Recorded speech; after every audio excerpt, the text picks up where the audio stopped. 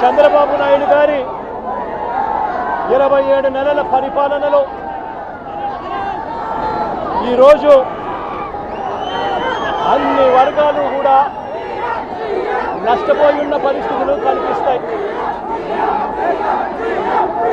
ఈరోజు చంద్రబాబు నాయుడు గారి పరిపాలనలో ఏం జరుగుతూ ఉంది అంటే విద్యారంగము, వైద్య రంగము, వ్యవసాయ రంగము, పారిశ్రామిక రంగాలు, మహిళా సాధికారత, సుపరిపాలన అన్నీ కూడా ఈరోజు విధ్వంసమే కనిపిస్తుంది చంద్రబాబు నాయుడు గారి పరిపాలనలో.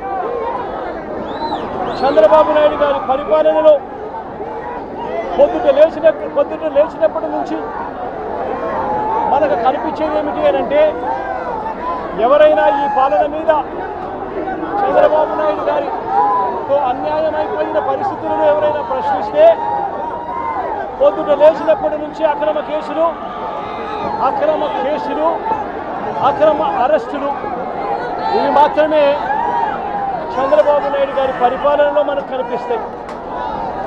నేను అడుగుతా ఉన్నా, ఈరోజు ఈ వెన్నుపోటు పార్టీ వల్ల,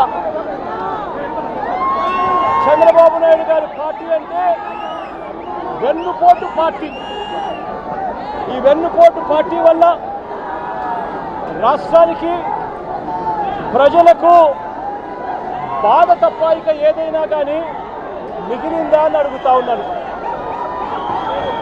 రాష్ట్రంలో ఇవాళ వ్యవసాయ రంగాన్ని తీసుకోండి. 67% జనాభా వ్యవసాయం మీద ఆధారపడి ఉన్న నేపథ్యంలో ఈ 26 నెలలుగా కనీసం ఏ ఒక్క పంటకైనా కూడా గిట్టుబాటు ధర వచ్చాయా అని అడుగుతా ఉన్నాను.